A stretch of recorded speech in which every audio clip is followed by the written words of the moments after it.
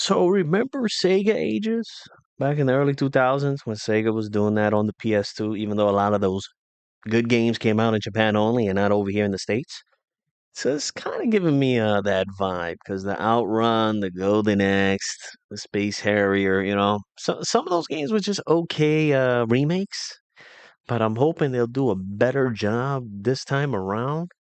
All these games have potential. And I'm gonna keep saying that over and over again. So let's just get this out of the way in the beginning of the video. How do these games have potential? But we have to wait and see. We'll have to wait and see.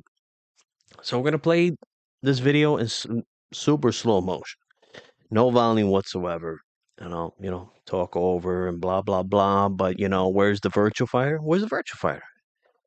Are you gonna continue milking the Sonic and the Yakuza, right? Oh man, you know, if they ever do a virtual fighter trailer, I have a lot of ideas for single player mode, so I'll be sharing that if there's ever a trailer. We'll see. So let us begin. Now, this looks very good. Graphically, the personality is there. It looks really damn good. And a lot of these games, they're not hard to mess up. And my question is, will these games be in-house or is Sega's just pimping out the IPs like they usually do? Now this one's giving me Spike Out vibes over here, especially. Spike Out. Maybe the arcade Spike Out was okay, but the Xbox, oof, oof. But this one, let I just hope they don't simplify it. You can actually do some motion inputs and put it into a cool ass combo and all that. Let's hope that's the case. But we shall see. This is definitely gonna get a lot of hate because Streets of Rage 4 is so beloved. People love Streets of Rage 4. But I'm gonna get towards the end when they show the part of this game, which I really liked and I'm looking forward to. Now this one looks like the artist that did Shank. Remember that game Shank? They did two of them, I believe. The guy with the big machete, the big machete. Ese machete está grande, muchacho. So that looks like the artist of this, Shank.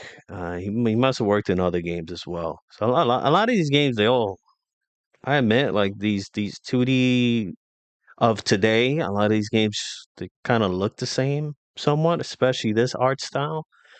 But regardless, we got a new Shinobi, so can't really, can't complain. But I'm pretty sure it's gonna be very fun gameplay wise. Visually, I don't care too much for it, but gameplay wise, I'm pretty sure it's gonna be super fun. Now that enemy design, I would prefer the original Shinobi 3. 16-bit, 16-bit. Remember the 16-bit era? Which a lot of these guys can't even draw anymore. Or 32-bit, like Guardian Heroes, excuse me. They can't do that type of art anymore. They have to play with the iPads. Pretty gross. But that enemy design is horrible. Yes, I am picky. Golden Axe reminds me of that Dungeons and Dragons game that came out a year ago or whatever. I think it failed too. So this is giving me that kind of vibe. Golden Axe, I'll be honest, I don't care for, but I will buy these games day one to show support because I want Sega to succeed because I'm tired of the Sonic and the Yakuza. I don't buy their shit anymore nowadays. It's just the same bullshit over and over again. And they own Atlas, so and the Persona. They're just milking their money makers, which is fine because that's how you survive. And I'm not used to doing these videos. Let's hit the middle. Thank you. It looks okay. I mean, for early development, I mean it's not bad. The Streets of Rage does look like a mobile game though.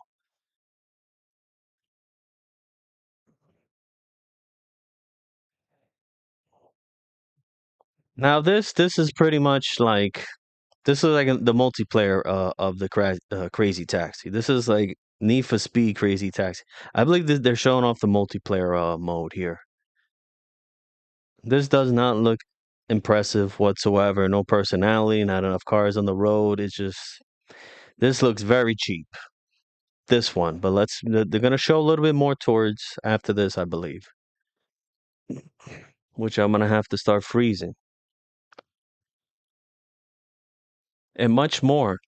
Outrun. You know what I'd rather have? An Outrun 2 remaster.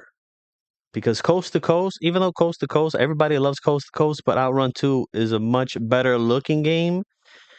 Coast to Coast is very downgraded compared to Outrun 2. So if Sega can work out with a Ferrari license, hell, that'd be awesome. I guess we'll wait and see. A new Outrun is very much needed.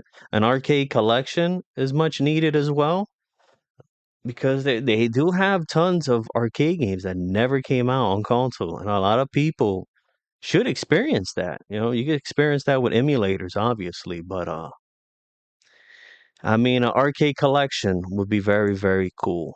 And I'm not used to doing these videos. Excuse me.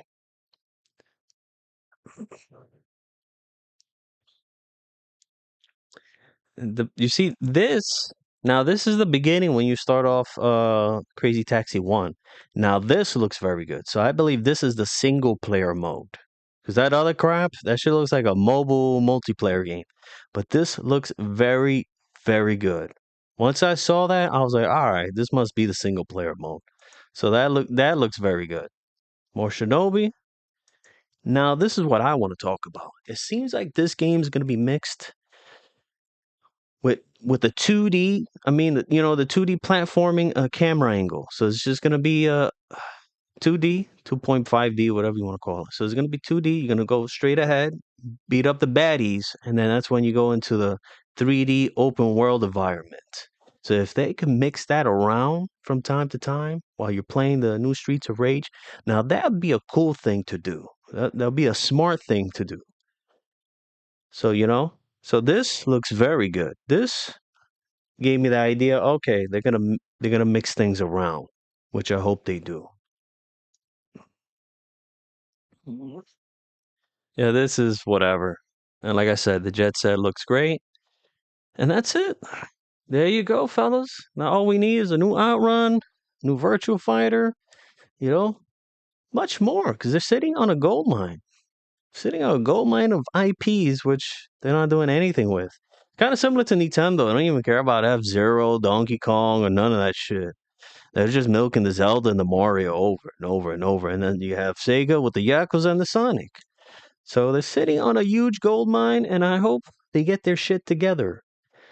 And lastly, for those who are like, they could make a console.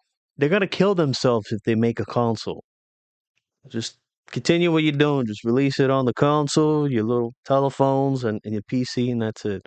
No, I do not want to see a Sega console because they'll officially kill themselves if they do. I don't believe it's gonna sell, but obviously not to Sony numbers, obviously. So I think they're best as their own thing. So I heard people say, "Oh, they need to get." No, don't do it. Trust me. You would really want this company to die if they do consoles again. They should just start doing this, make as much money as possible. First, what they need to do is stay consistent and make very good games, not depending on their popular games. Now, that's the first step. So, if they could get that going and they can make these games very, very good in house, can they potentially get back in the console race? Now, yes, that is a possibility. But if these games are half assed and not very good, and there's no love into the development, then no, absolutely not. So that's how I feel. Thanks for watching, and you guys have a great day.